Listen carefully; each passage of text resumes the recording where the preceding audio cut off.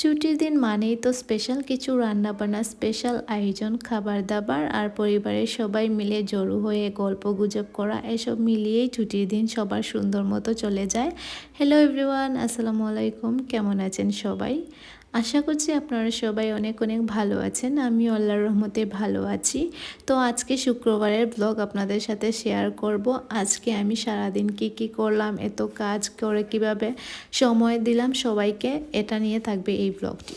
তো আজকে ঘুম থেকে উঠে দেখলাম অনেকগুলা মাছ নিয়ে এসেছে আমার ছোটো ভাই আমাদের বিল থেকে।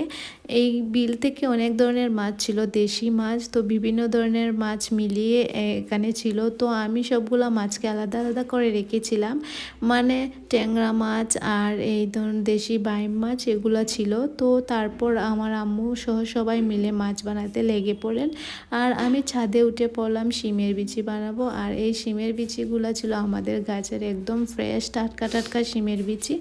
আর তারপর আমি শিমের বিচি বানাচ্ছিলাম আর আপুকে বললাম যে তুমি রান্না করে ফেলো, আর ও এসে সবগুলো রান্না করবে। তাই ও রান্না করে চলে এসেছিল, শিম রান্না করবে আর লাউ রান্না করবে আর ছোটো মাছও রান্না করেছিল। ওগুলার ক্লিপ আমি নিতে পারি নাই।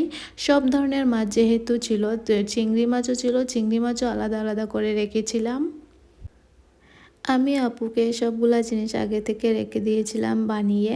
তো ও শুধু রান্না করবে। আর দেখবেন সব সময় রান্নার আগে সব কিছু রেডি থাকলে রান্না করতে খুবই ইজি হয়, একদম কোনো হ্যাসেল হয় না। তো আপুকে যেহেতু আমি সবগুলা জিনিস আগে থেকে রেডি করে দিয়েছিলাম, আপু খুব সুন্দর মতো একটা একটা করে রান্না করছিল। আর ও শিম রান্না করে ফেলেছিল। প্রথমে শিম দিয়ে ট্যাংরা মাছ রান্না করেছিল, আর শিম দিয়ে ট্যাংরা মাছ খেতে তো দারুণ লাগে। আপনাদের কেমন লাগে অবশ্যই কমেন্ট করে জানাবা।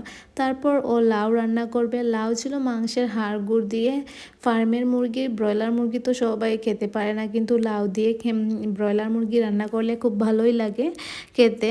তারপর আমাদের মাছ বানানো কমপ্লিট হয়ে গিয়েছিল, আর অনেকজন মিলে মাছ বানিয়েছেন, তাই খুব বেশি দেরি হয়নি।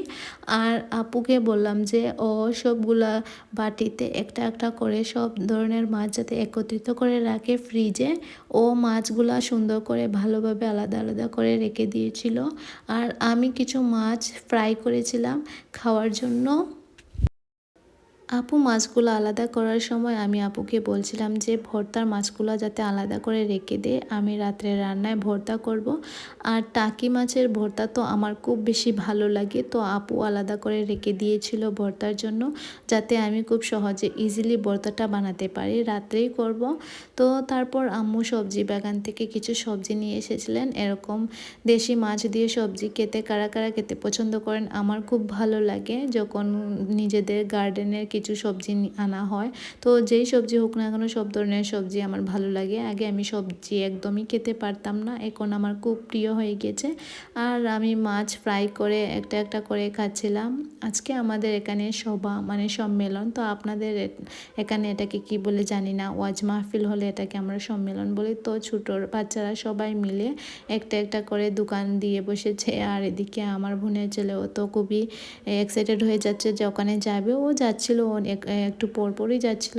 তারপর ও খুব বেশি মজা করছে। আমাদের বাসায় অনেকগুলো ছোটো ছেলে মেয়ে এসেছিলো ওর সাথে, ওর পরিচিত। তো ওরা এসেছে, ওরা ওকে নিয়ে গল্পগুজব করছে আর ওকে নিয়ে দেখাচ্ছে এগুলা। ও খুব এনজয় করছে ব্যাপারটা। আজকের রান্না দেখতেই পারছেন, মাশাল্লাহ অনেক বেশি মজা হয়েছিল খেতে। আমরা সবাই খুব আনন্দ করে খেয়েছি। সন্ধ্যার দিকে আমার বোনের ছেলে বায়না ধরেছিল কোয়েল পাখির ডিম ভাজা খাবে মিনি চুলায়, তো ওর জন্য ডিম ভাজা করা হয়েছিল। ও খুব সুন্দর করে এনজয় করে করে খেয়েছিল। আজকের মতো এখানেই বিদায় নিচ্ছি। আল্লাহ হাফেজ।